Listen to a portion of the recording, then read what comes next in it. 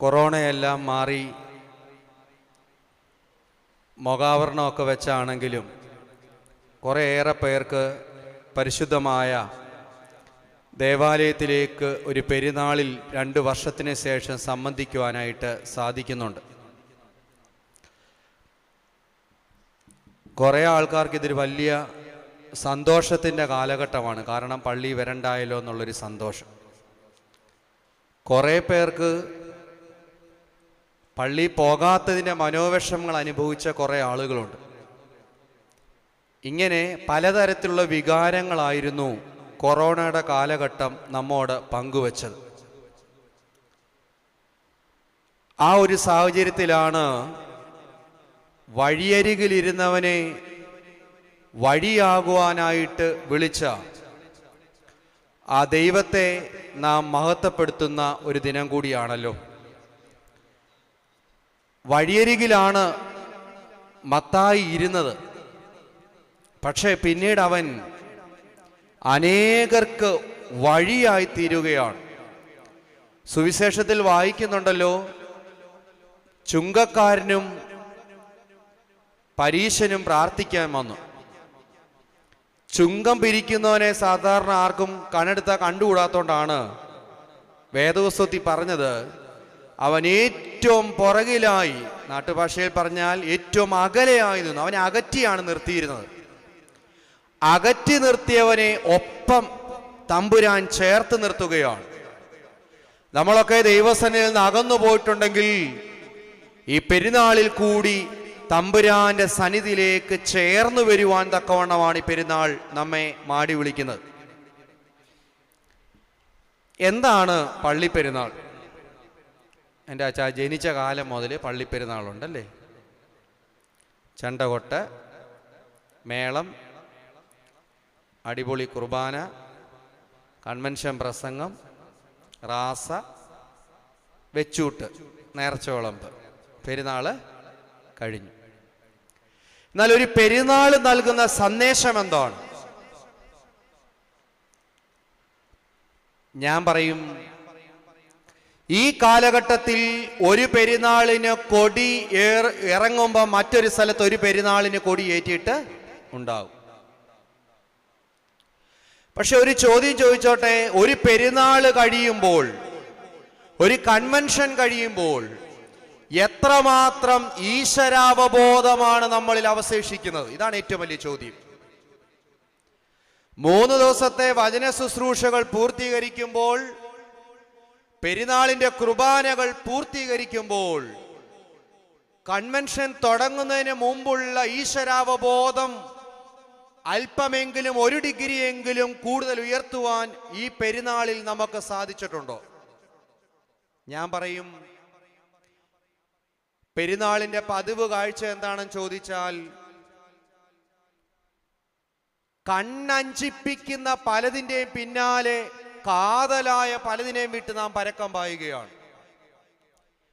കാതലായ പെരുന്നാളിന്റെ തത്വങ്ങളെ വിട്ടിട്ട് കണ്ണഞ്ചിപ്പിക്കുന്ന പലതിൻ്റെയും പിന്നാലെയാണ് നമ്മൾ പരക്കം പായുന്നത്.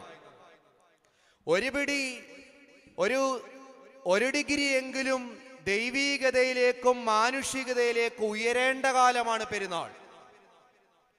അതുകൊണ്ട് ഒരു ചോദ്യം നമ്മുടെ മുമ്പിൽ ഉയർത്തുക.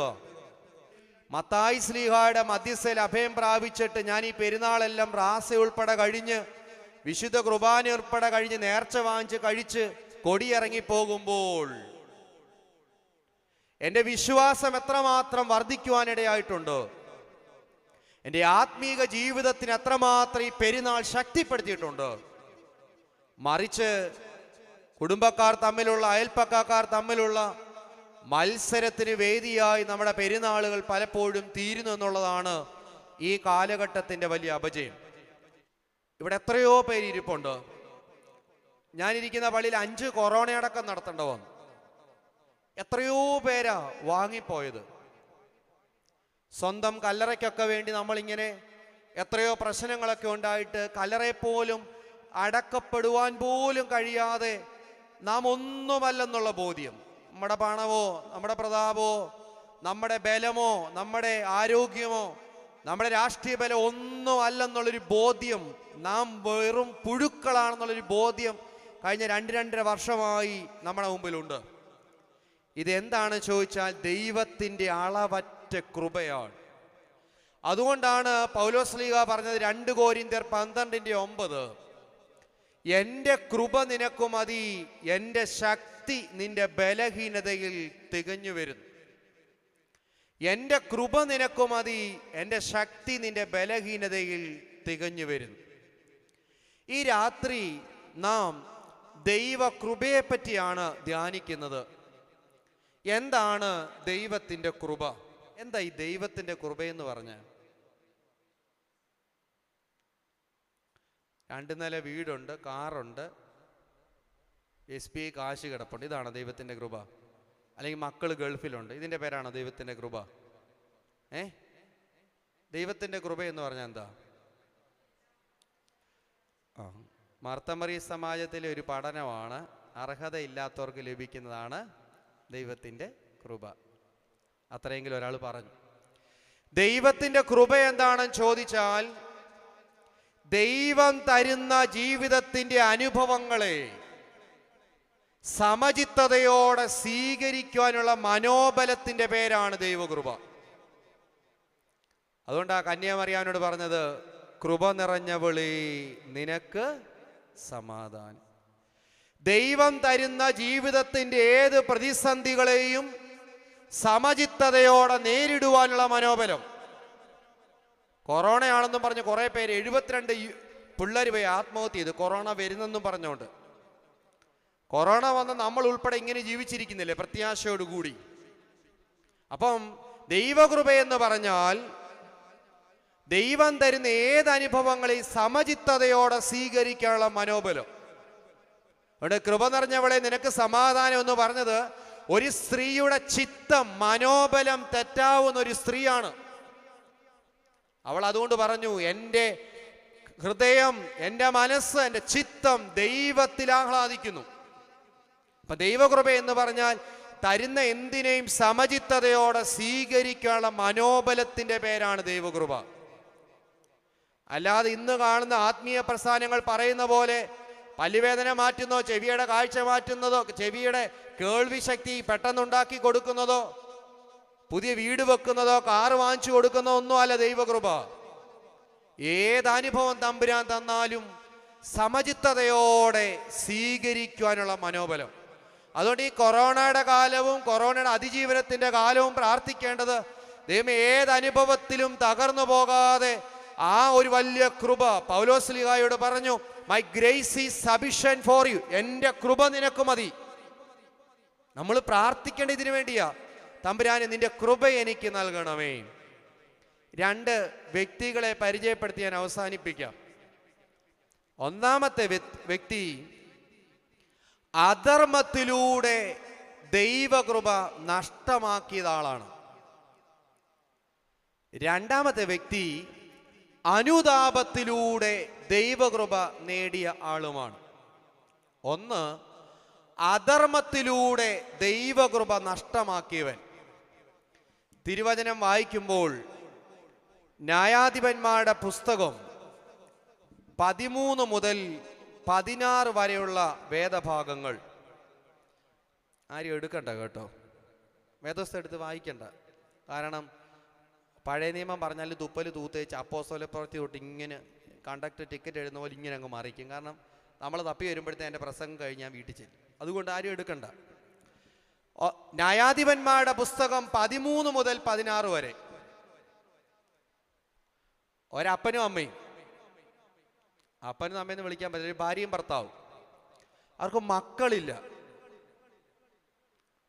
ഒരു ദിവസം പ്രാർത്ഥിക്കുമ്പോൾ ദൈവദൂതൻ വന്ന് പറഞ്ഞു, നീ ഒരു മകനെ പ്രസവിക്കും, അവൻ ദൈവത്തിന് വ്രതസ്ഥനാണ്. അവർക്കൊരു മകനുണ്ടായി. പേരെന്തുവാ? ശിംശോൻ, സൂര്യനെ പോലെ ശോഭിക്കുന്നവൻ.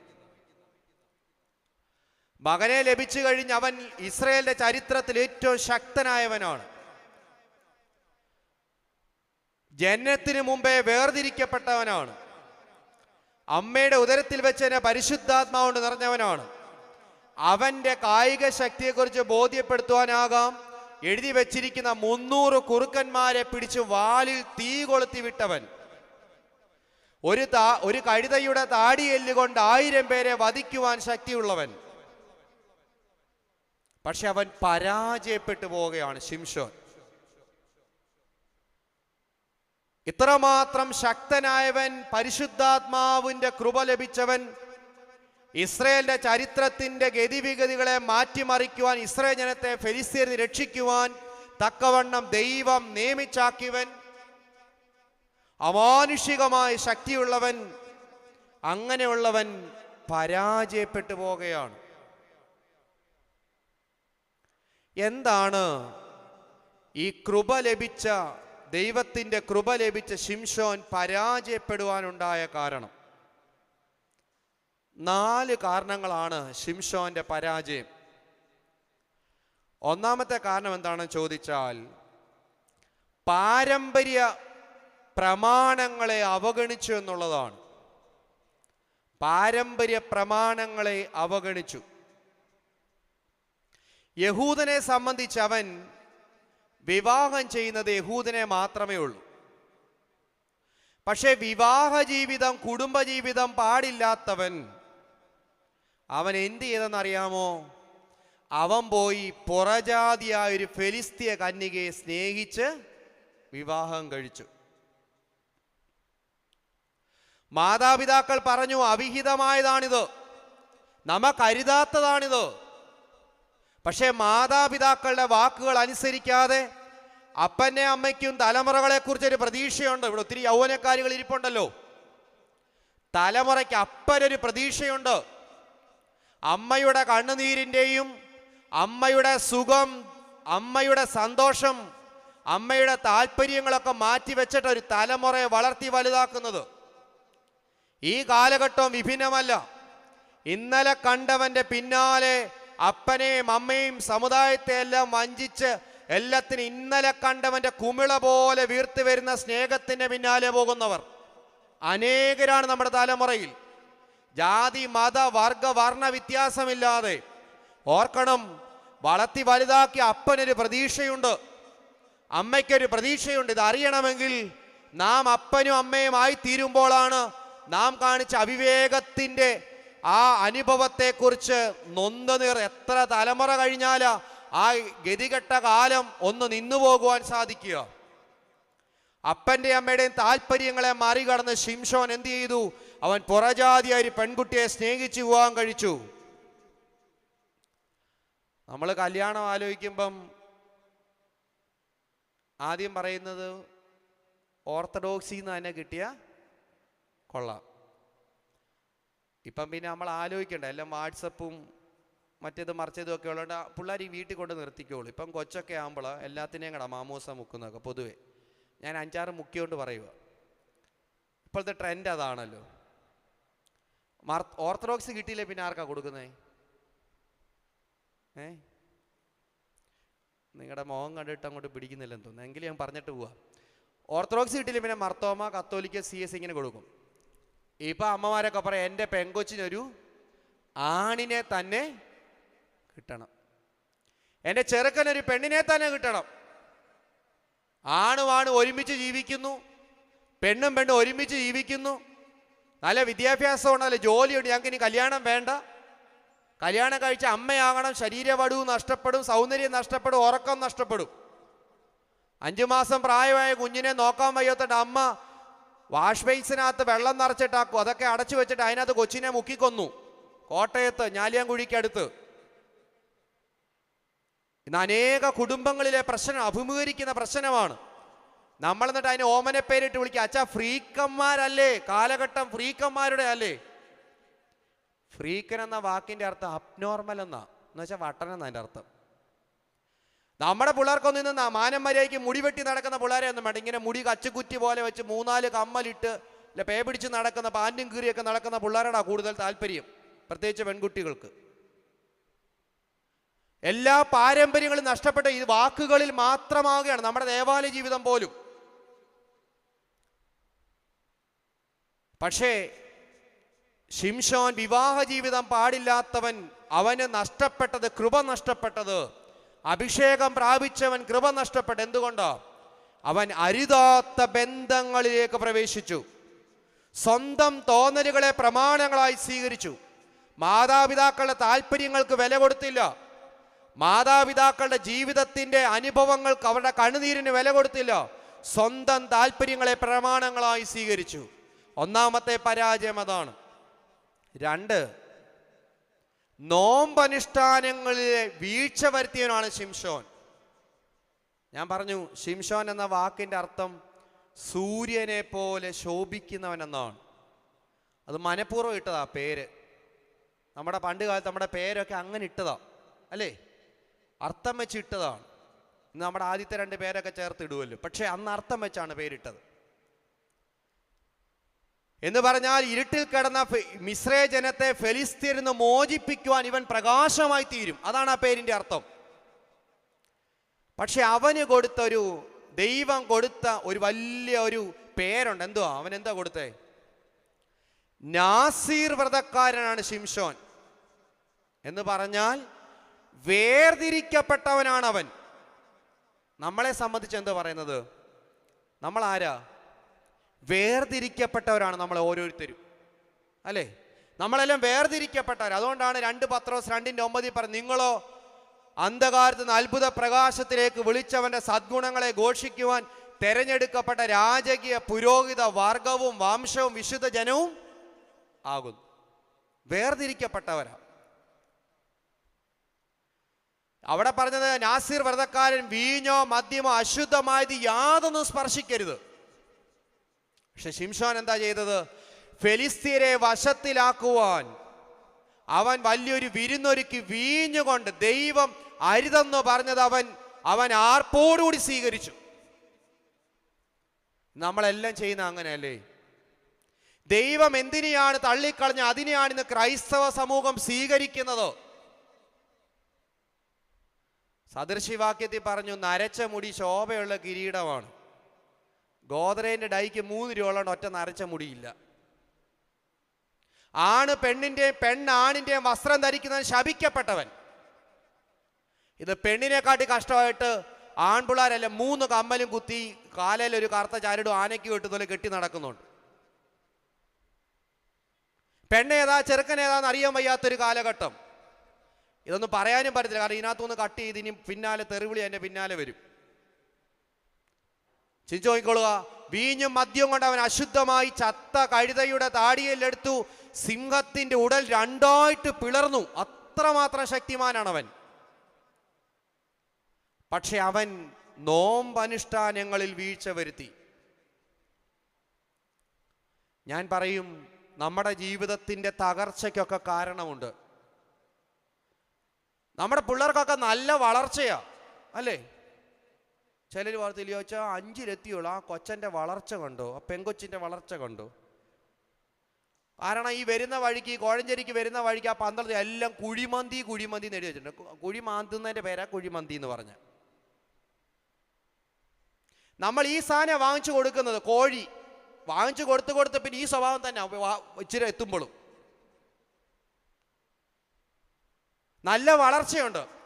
പക്ഷേ MBA കഴിഞ്ഞവൻ, MBBS കഴിഞ്ഞ ഒരാൾ, ഇവിടെ ഡോക്ടർമാരൊക്കെ ഉണ്ടല്ലോ.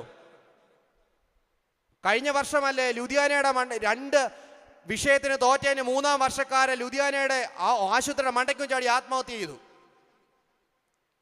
10ാം ക്ലാസ്സിൽ ഒരു A+ കുറഞ്ഞാൽ ആത്മഹത്യ ചെയ്യുക. പെണ്ണ് പിള്ളേരുടെ ഭാഷ, നാട്ടുഭാഷ പറഞ്ഞ തേച്ചിട്ട് പോയാൽ അവളുടെ മണ്ടയ്ക്ക് ആസിഡ് ഒഴിക്കുക, അവളെ പെട്രോൾ കൊണ്ട് കത്തിക്കുക. എന്താ? ശരീരം വളർന്നിട്ടുണ്ട്, പക്ഷേ ആത്മീയമായി കരുത്തില്ല. തൊട്ടാവാടികൾ ഒരു സംസ്കാരമാണ് നമ്മുടെ കുടുംബങ്ങളിൽ. തൊട്ടാവാടികളെ പോലെ കുറെ പിള്ളേർ. പിന്നെ ഇപ്പോഴത്തെ ഒരു കൊറോണ വന്നിട്ട് സൗകര്യം, ഒരു മുറിക്കകത്ത് ഇങ്ങനെ അടച്ചിട്ടിരിക്കുകയാണ്. മൊബൈലിക്കടെ കാശ് അപ്പൻ അയച്ചു കൊടുത്തേക്കുന്നോണ്ട് ഇത് ഇങ്ങനെ വിട്ട് നേരെ ഭക്ഷണം വീട്ടിലെത്തും. ആകെ അമ്മമാർക്ക് ഇന്ന് ആകെ ഒരു സൂപ്പർ മാർക്കറ്റ്, ഒരു മൊബൈൽ ഫോണ്, ഒരു മീൻകാരൻ, ഇങ്ങനെ കുറെ കാര്യങ്ങൾ മാത്രമായി. വെളിയിലോട്ട് പോലും ഇറങ്ങണ്ട, ആരുമായിട്ട് ബന്ധമില്ല.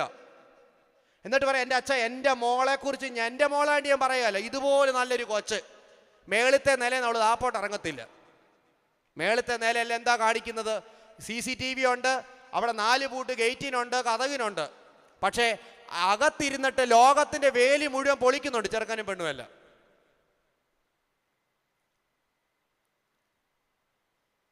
നമ്മുടെ കുഞ്ഞുങ്ങൾ ആത്മാവിൽ ബലമില്ലാത്തവരായി പോകുന്നു. അതുകൊണ്ടാണ് പരിമല തിരുമേനി പറഞ്ഞത്, ഉപവാസം കൊണ്ട് ശരീരം ക്ഷീണിക്കുമ്പോൾ ആത്മാവ് വളരും. ആത്മാവ് വളരാത്തവരൊക്കെയാണ് പ്രതിസന്ധികളെ തട്ടി വീഴുന്നത്. ആത്മാവ് വളരാത്തവരാണ് പ്രതിസന്ധികളും പ്രതികൂലങ്ങളും ജീവിതത്തിൽ ഇരുട്ടിന്റെ അനുഭവം കടന്നു വരുമ്പോൾ തകർന്നു പോകുന്നത്. ഈ അമ്മമാരൊക്കെ ഇവിടെ ഇരിക്കുന്ന കണ്ടിട്ടില്ലേ? ഭർത്താവിന് ഒരു ചെറിയ പ്രശ്നം ഉണ്ടാകുമ്പോൾ അടുത്തവൻ്റെ കൂടെ പോകും. 3-നെ 4-നെ ഇട്ടേച്ചാ ഓടിപ്പോന്നു കണ്ടവൻ്റെ എല്ലാം പുറകെ. ഓടാനാണെങ്കിൽ പാമ്പ് പിടിച്ച അമ്മച്ചിമാരൊക്കെ എത്ര ഓടണമായിരുന്നു. കാരണം ഇന്നൊരാൾ പറഞ്ഞ പോലെ വീട്ടിൽ ചെന്നാൽ തള്ള പറയുമ്പോൾ തിരിച്ച് ഓടിയെന്ന് പറയും, ഓടിച്ചു വിടുമായിരുന്നു തിരിച്ച്. ഇപ്പം പറയും മോളെ നീങ്ങി പോരെ, ചട്ടിയും കലാകുമ്പോൾ തട്ടിയും മുട്ടിയിരിക്കും. പണ്ട് അമ്മമ്മ ഇപ്പം പറയും പൊട്ടിച്ചേച്ച് പോരെ, നമുക്ക് പുതിയ ചട്ടി ഇഷ്ടം പോലെ അവിടെ കിടക്കൂല, ചട്ടിയും കലവും നമുക്ക് വാങ്ങിക്കാം. ഓർക്കണം, ആത്മാവിന്റെ ബലം എവിടെയാ? ഉപവാസത്തിൽ കൂടെയാ. ഇനി നോയമ്പ് വരികയാ. എത്ര തലമുറകളാണ് നോയമ്പെടുക്കുന്നവർ എത്ര പേരുണ്ട്?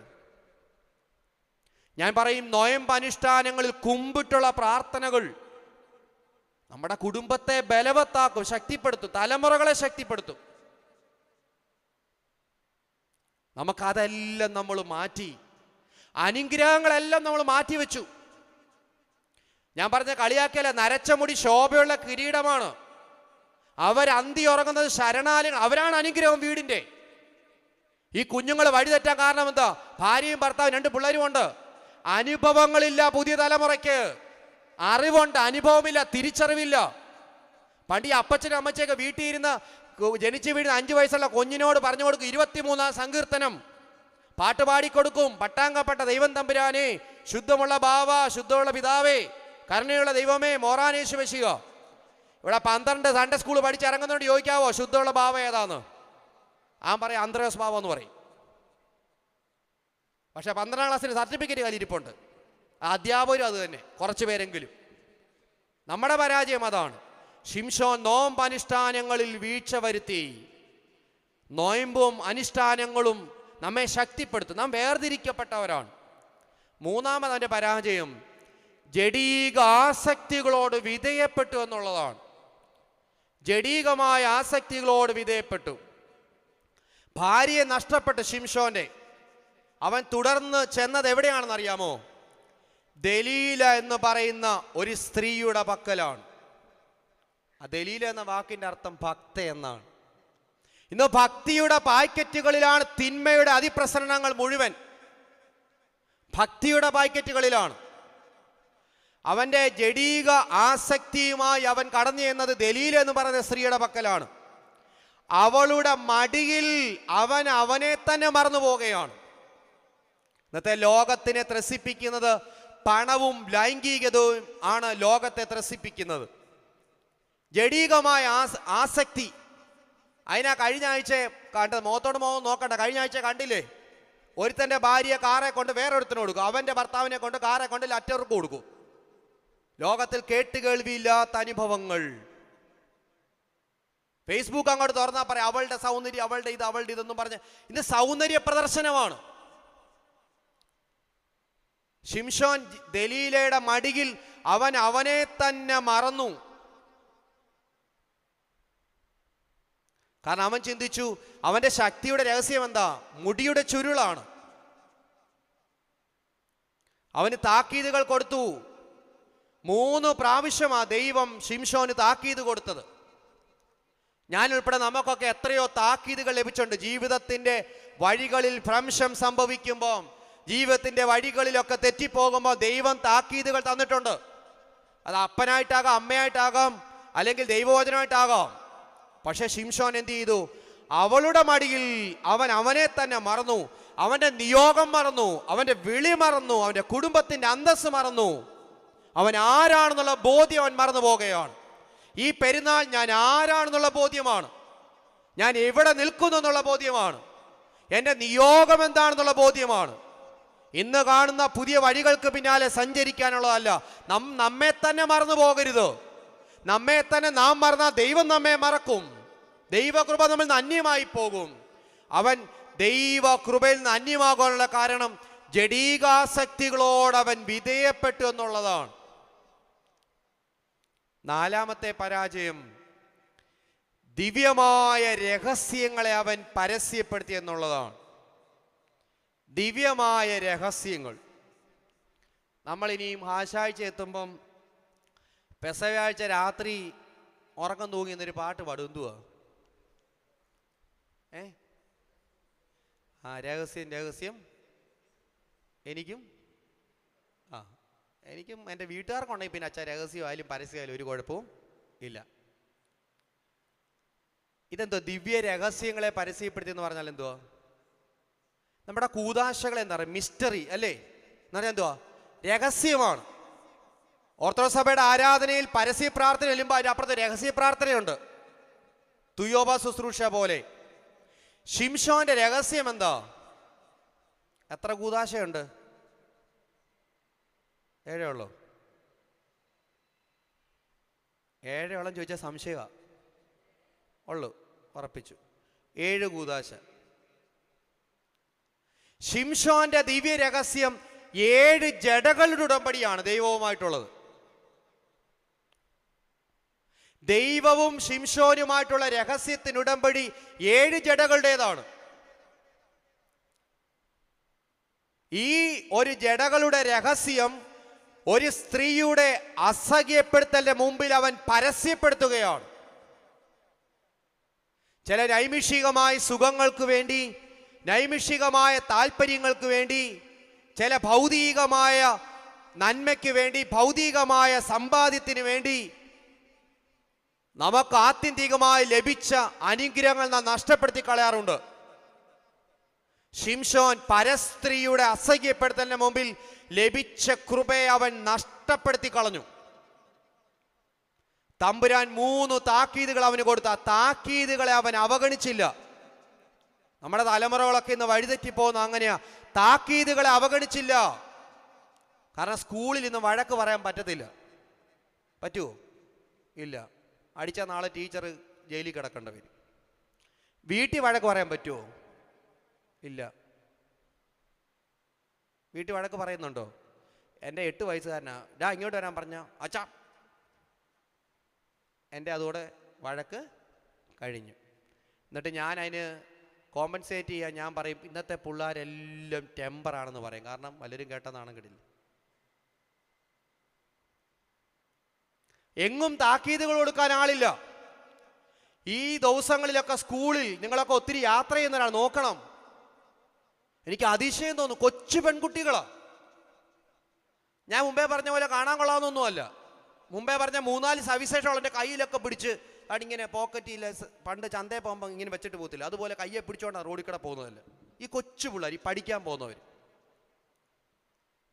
അല്ല, പറങ്ങാമ്പഴത്തെ അണ്ണാനിരിക്കുന്ന പോലെ സ്കൂട്ടറിൻ്റെ ഒട്ടകത്തിൻ്റെ പുട്ട് പൊങ്ങി ഒരു സ്കൂട്ടറിൻ്റെ പുറകെ കയറി ഇരുന്നു, എല്ലാം കൂടെ മൂടിക്കെട്ടി മാസ്കും വെച്ച് ഹെൽമറ്റും വെച്ചോണ്ട് ആരാന്നറിയത്തില്ല. ഇവിടുന്ന് രാവിലെ അമ്മ സ്കൂളിൽ രാവിലെ ചോറ് കൊടുത്ത് വിടുന്ന, ഒന്നി കൊല്ലത്ത് ബീച്ചിൽ കാണാം ഉച്ചയ്ക്ക് നട്ട വെയിലത്ത് കുടയും പിടിച്ചിരിക്കുന്നതാണ്, അല്ലെങ്കിൽ ഓച്ചറ അഴീക്കലും കാണാം. നമ്മൾ ചിന്തിച്ചു നോക്കണം. പക്ഷെ ഇതൊക്കെ എവിടേക്കാ? നാശത്തിൻ്റെ അനുഭവത്തിലേക്കാ നമ്മൾ പോകുന്നത്. 7 ജഡകളുടെ രഹസ്യം പരസ്യപ്പെടുത്തിയപ്പോൾ എന്താ അവിടെ സംഭവിച്ചത്? അവന്റെ കാഴ്ചയുടെ ശക്തി നഷ്ടപ്പെട്ടു.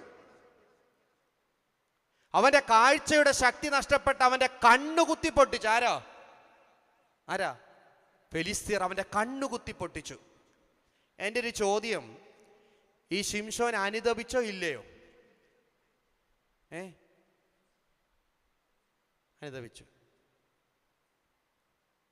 അനുതപിച്ചോ ഇല്ലയോ? ഇനി എന്നെ വിളിച്ചാലും ഇല്ലേലും ചോദ്യം ചോദിച്ചിട്ടേ പോകത്തുള്ളൂ. അനുതപിച്ചു.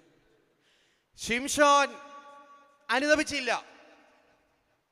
തമ്പുരാനെ, ഒരു പ്രാവശ്യം കൂടി എനിക്ക് ശക്തി തരണമേ. എന്തിനാണെന്നറിയാവോ? പ്രതികാരം ചെയ്യുവാനാ ശക്തി ചോദിച്ചത്. ശിംശോൻ അനുതപിച്ചില്ല. അവൻ പ്രതികാരം ചെയ്യുവാൻ ദൈവത്തോട് ശക്തി ചോദിച്ചു. അതിദാരുണമായ ഒരു അന്ത്യം. ചിന്തിച്ചു നോക്കിയേ, ഇസ്രയേലിന്റെ ചരിത്രത്തിൽ ഇത്രമാത്രം അമാനുഷികനായ ഒരുവൻ ഉണ്ടായിട്ടില്ല. അമ്മയുടെ ഉദരത്തിൽ വെച്ച് തന്നെ പരിശുദ്ധാത്മാവ് നിറഞ്ഞവൻ, അതികായകൻ. പക്ഷേ ലഭിച്ച കൃപയെ അവൻ നഷ്ടമാക്കി കളഞ്ഞു. ഇന്നത്തെ കാലഘട്ടത്തോട് ചേർത്ത് വായിച്ചു നോക്കിക്കൊള്ളുക ഈ 4 കാര്യങ്ങൾ. ഒന്ന്, അവൻ പാരമ്പര്യങ്ങളെ അവഗണിച്ചു. എന്തിനാ പള്ളി, എന്തിനാണ് പ്രാർത്ഥന, എന്തിനാണ് ജീവിതം, എന്തിനാണ് ആരാധന, എന്തിനാണ് ഈ സഭയുടെ വിശ്വാസം? പാരമ്പര്യങ്ങളെ അവഗണിച്ചു. പരാജയത്തിന്റെ ആദ്യ പടിയ, കൃപ നഷ്ടപ്പെടുന്ന ആദ്യ പടിയ. 2, പിതാക്കന്മാർ കൽപ്പിച്ച നോമ്പനുഷ്ഠാനങ്ങളുടെ വീഴ്ച, നോമ്പനുഷ്ഠാനങ്ങളിൽ വീഴ്ച വരുത്തി. 3, ജഡീകമായ ആസക്തികളോട് വിധേയപ്പെട്ടു. 4, അവൻ ദിവ്യ രഹസ്യങ്ങളെ അവൻ പരസ്യപ്പെടുത്തി.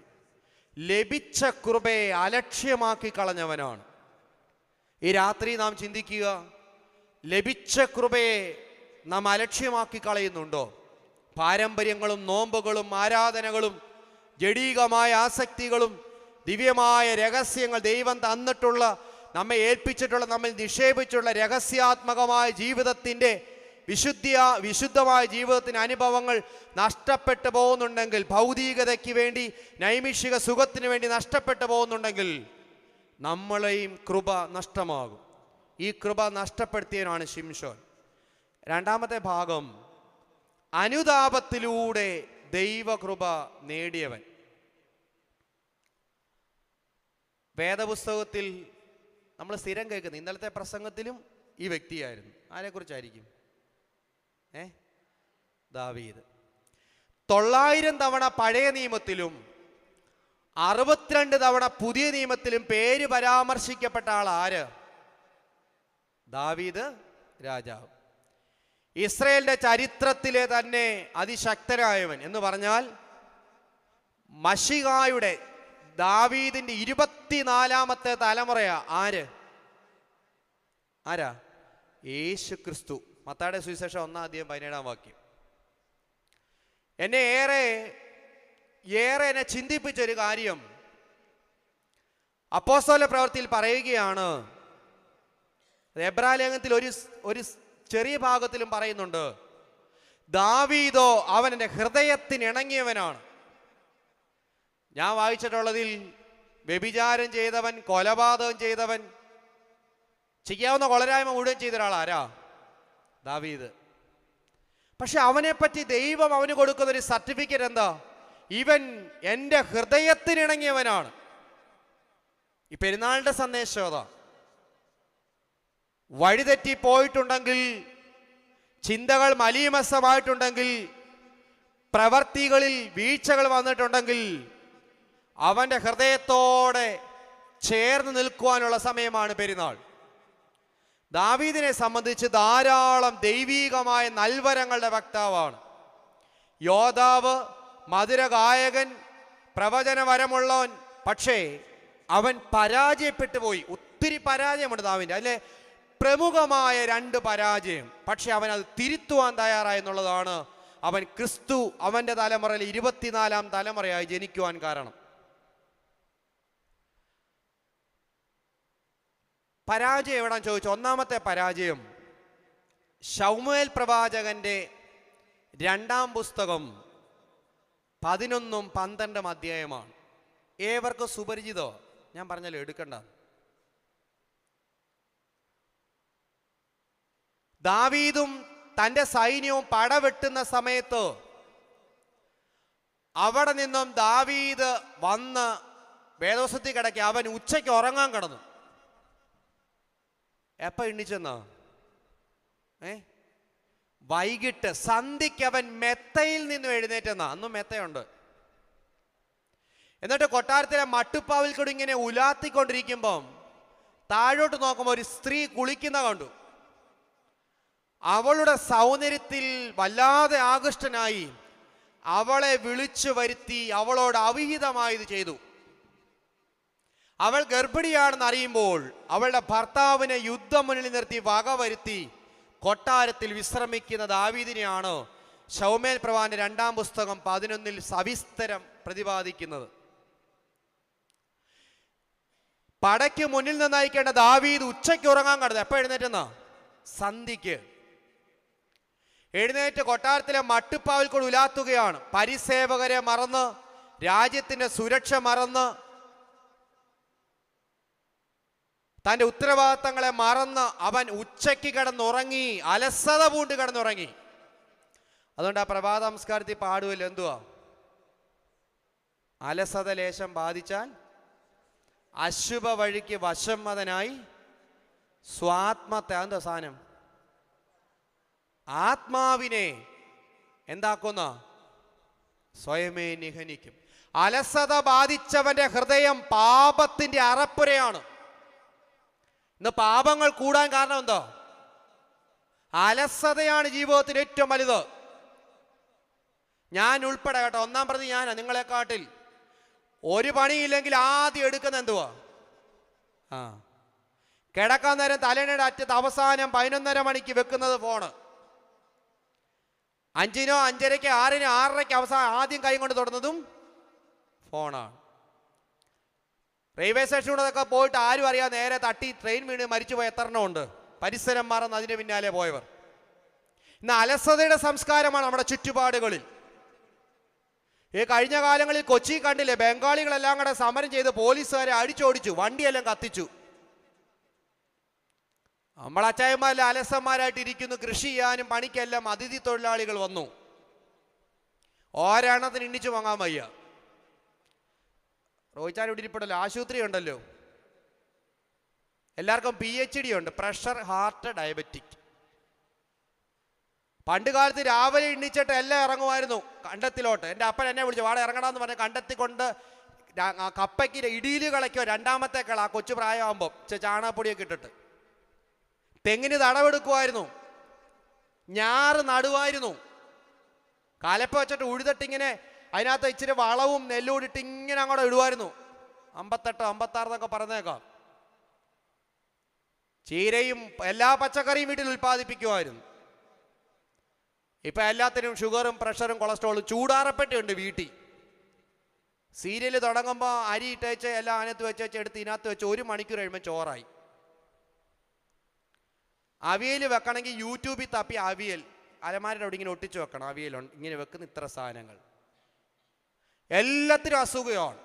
രാവിലെ എണ്ണിച്ച് ഒരു 2 ചാൺ വയറൊക്കെ ചാടി ഒറ്റ ഓട്ടമാണ്. രാവിലെ 4 മണിക്ക് ഓടാൻ പോകും. ചിലപ്പം കാണാം പാണ്ടിലോറി ഇടിച്ചെന്നോ പേപ്പട്ടി അടിച്ചെന്നൊക്കെ കേൾക്കാം. പക്ഷെ എന്തോ ഒരു അധ്വാനങ്ങളൊരു കാലമായിരുന്നു. ഞാൻ പറഞ്ഞത് ഇതൊരു അലസതയുടെ സംസ്കാരമാണ്. എന്തുവേണ്ടി ലാബുകളാണ് മുക്കിന് വർദ്ധിച്ചത്. ഞാനും പോയി ആഴ്ച നോക്കും, കൊളസ്ട്രോൾ ഉണ്ടോ, പ്രഷർ ഉണ്ടോ, ഷുഗർ ഉണ്ടോ. ഇതൊന്നും ഇല്ലെങ്കിലും രസത്തിന് ഇടയ്ക്ക് നോക്കാറുണ്ട്. അലസതയുടെ സംസ്കാരം വർദ്ധിച്ചു കുടുംബജീവിതങ്ങളിൽ പോലും. ഈ പള്ളി വന്നാൽ പോലും, ഈ പ്രാർത്ഥനയോത്തിൽ പോലും വേദപുസ്തകം കൊണ്ട് അത്ര ഭാരമായി സാധനം. മൊബൈലിലുണ്ട് അച്ഛാ, എനിക്ക് എല്ലാം ഉണ്ട്, ഇംഗ്ലീഷും മലയാളം അതിനകത്തുണ്ട്. ആരുടെ മൊബൈലേ ഇല്ലാത്ത വേദപുസ്തകം? കുർബാനക്രമം പിടിക്കാൻ പീഡനക്കേസ് പിടിച്ച പ്രതി പോലീസ് സ്റ്റേഷനിൽ ഇരിക്കുന്നല്ലോ, ഓർത്തഡോക്സുകാരൻ പള്ളി വന്നിരിക്കുന്നതാണ്. ഇങ്ങനെ നിപ്പുണ്ട്. കുരിശ് വരയ്ക്കണമെങ്കിൽ ഈ കൈ തണ്ട് ഇങ്ങനെ ഇത് പൊക്കത്തില്ല, കാരണം അത്ര പ്രശ്നമാണ് കുരിശ് വരയ്ക്കാൻ. ഞാൻ സത്യം പറയുന്ന ആളാണ്. എത്ര കുർബാനക്രമം ഇവിടെ എല്ലാം വെച്ചേക്കുന്നു, നല്ല ഒന്നാന്തരമായി തിരുശേഷിപ്പ് വെച്ചേക്കുന്ന പോലെ പള്ളികളിൽ കുർബാനക്രമം വെച്ച് ഒറ്റ ഒരു മനുഷ്യൻ എടുക്കാറുണ്ടോ? ഇല്ല. ഒരു പ്രാർത്ഥന നമ്മുടെ പിള്ളേർക്ക് അറിയാറുണ്ടോ? ഇല്ല. വലിയവർക്ക് അറിഞ്ഞുകൂടാ. വൈകുന്നേരം വരെ എല്ലാം പള്ളി പരിസരങ്ങളിൽ കാണും. സന്ധ്യാനമസ്കാരം മണി അടിക്കുമ്പോൾ സാത്താൻ കുരിശോട് ഒറ്റ ഓട്ടം ഓടും. ഞാൻ പറഞ്ഞത് അലസതയുടെ സംസ്കാരമാണ്. അലസത വർദ്ധിക്കുന്നിടത്ത് വലിയ പ്രതിസന്ധികൾ സൃഷ്ടിക്കപ്പെടും. ദാവീദ് അലസത ബാധിച്ചു കിടന്നുറങ്ങി. തൻ്റെ ജീവിതത്തെക്കുറിച്ച്, രാജ്യത്തെക്കുറിച്ച്, ജനത്തെക്കുറിച്ച് ആ ഒരു ഉത്തരവാദിത്വം മറന്നു പോകുകയാണ്.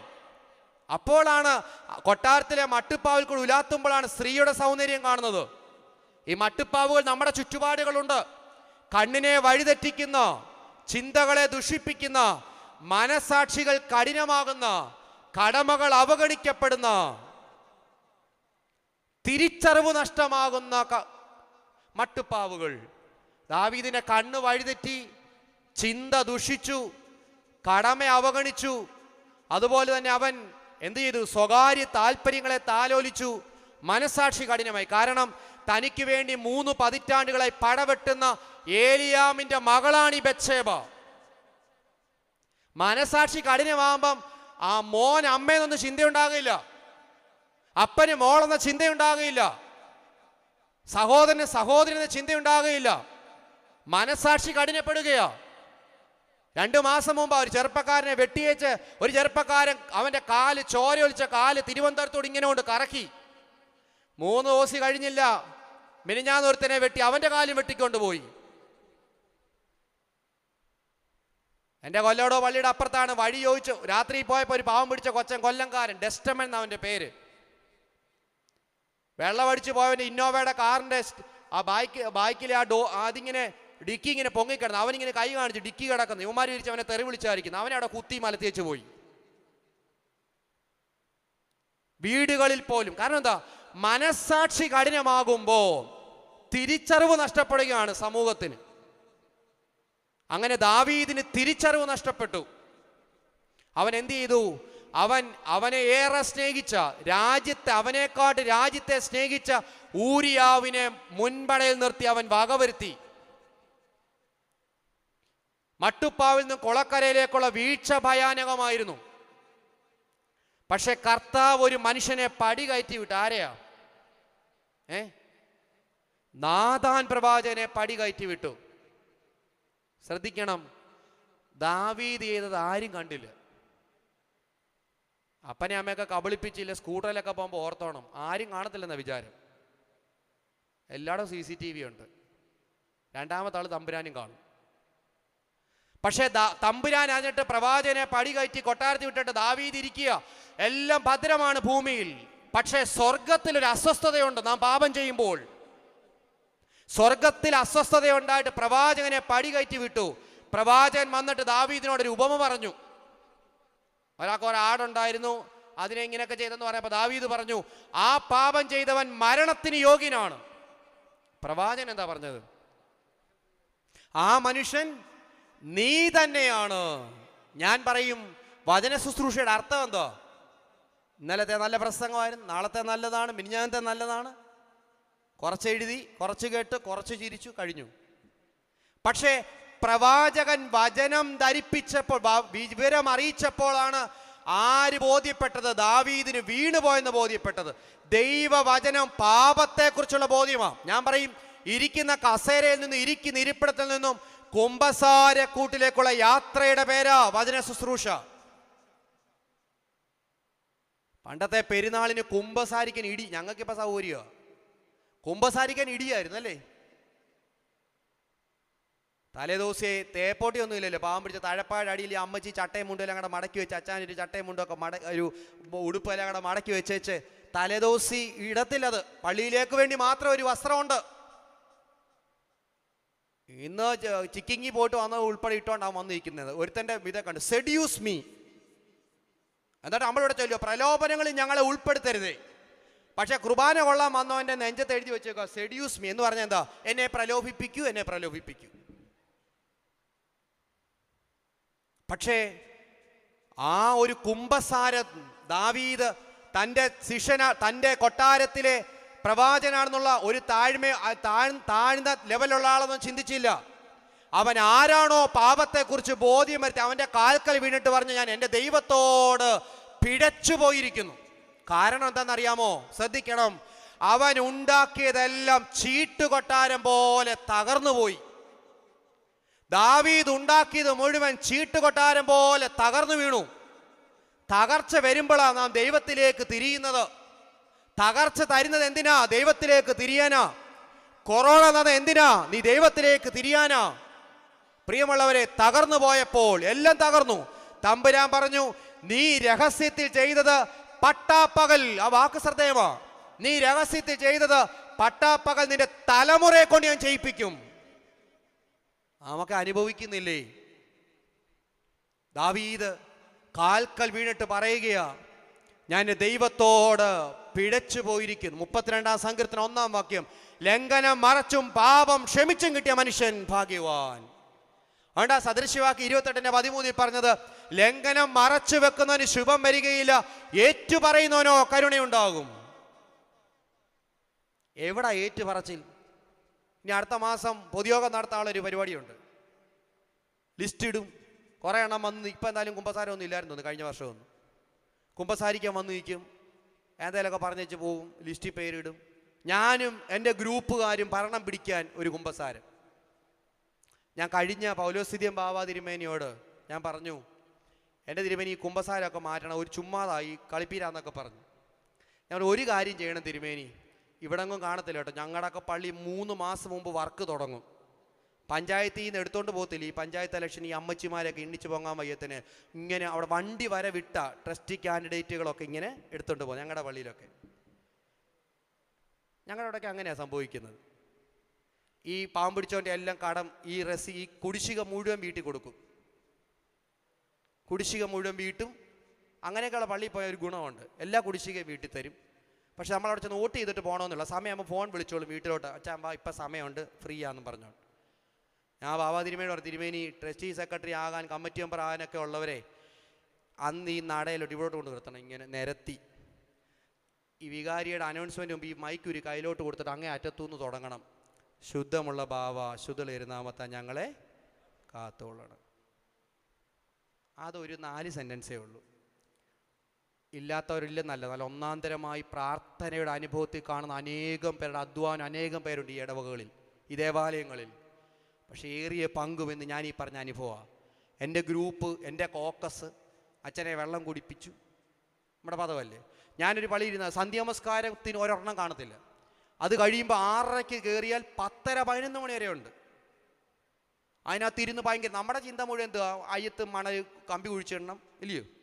സൺഡേ സ്കൂളിൽ പുസ്തകം വാങ്ങിക്കാൻ പറഞ്ഞ പൈസയില്ല, മർത്തമറിയത്തിന് പരീക്ഷയ്ക്ക് കൊടുക്കാൻ പറഞ്ഞ പൈസയില്ല, യൂത്തുകാർക്ക് അതിന് കൊടുക്കാൻ പറഞ്ഞ പൈസയില്ല. പക്ഷേ ഇൻ്റർലോക്ക് അയ്യത്ത് കെട്ടിടം 10 എണ്ണം പണിഞ്ഞ് എൻ്റെ പേരെഴുതി വെക്കാൻ വേണ്ടി, കുറേ കെട്ടിടം പണിയാൻ വേണ്ടി പൈസ ആവശ്യമാണ്. ഇതെല്ലാം കഴിഞ്ഞ് 10:30 വരെ അടി ഇടി വായി തോന്നിയ തെറി മുഴുവൻ പറഞ്ഞൊരു കമ്മിറ്റി നടത്തും. കഴിഞ്ഞ 10 വർഷക്കാലം എടുത്ത് നോക്കിയേ, 20 പേരായി കമ്മിറ്റി മെമ്പർമാർ ഇരുന്നിട്ടുള്ളത്. ഞാൻ ഇന്നലെ കഴിഞ്ഞ ആഴ്ച എൻ്റെ പള്ളിയിൽ പറഞ്ഞു, ഈ പ്രാവശ്യമെങ്കിലും പുതിയ ആൾക്കാർ ഈ സ്ഥാനങ്ങളിലേക്ക് വരണം. 10 വർഷത്തെ കമ്മിറ്റി മെമ്പർ 20 പേരെ കൈകളിലാണ്. എന്നെ ഇവിടെ നിന്ന് വിട്ടേക്കണം, ഞാൻ പറഞ്ഞിട്ട് പൊക്കോളാം. പക്ഷേ ചിന്തിച്ച് നോക്കേണ്ട കാര്യമായത്. പക്ഷെ അവസാനം എണ്ണിച്ച് അച്ഛൻ 10:30 ഞായറാഴ്ച കുർബാന കഴിഞ്ഞപ്പോൾ 3-4-5 പ്രാർത്ഥനയെല്ലാം കഴിഞ്ഞ് എണ്ണിച്ചിരിക്കുക 10:30. എന്നിട്ട് പറയാം, ശുദ്ധമുള്ള ബാവ ശുദ്ധനാമങ്ങളെ കാത്തോളണം. കിടക്കാൻ അതിൽ പ്രാർത്ഥിക്കുന്നത്. അതുവരെ ചട്ടിക്കും കലത്തിനും കഞ്ഞി കമ്മിറ്റിക്കും പയർ കമ്മിറ്റിക്കും എല്ലാം പറഞ്ഞ ആൾക്കാർ ഒരെണ്ണത്തിൻ്റെ വായി നീ പ്രാർത്ഥന കേൾക്കത്തില്ല. നമ്മുടെ പരാജയം ഇതിനു വേണ്ടി മാത്രമാണ്.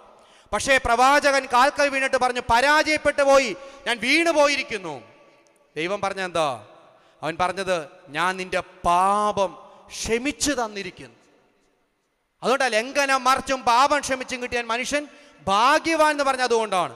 ഓർക്കണം, വിശുദ്ധ നാട് സന്ദർശിച്ചതോ പണം കൊടുത്തോ ഒന്നും അല്ല പ്രധാനം. ഞാനും ദൈവവും മുഖാമുഖം നിൽക്കുമ്പോൾ എൻ്റെ സ്വകാര്യ ജീവിതമാണ് ആത്മീയതയുടെ അളവുകോൽ. പുറമെ അവൻ പള്ളിയിൽ പോകുന്നതിനാ, പ്രാർത്ഥിക്കുന്നതിനാ, കുമ്പസാരിക്കുന്നു പറയരുത്.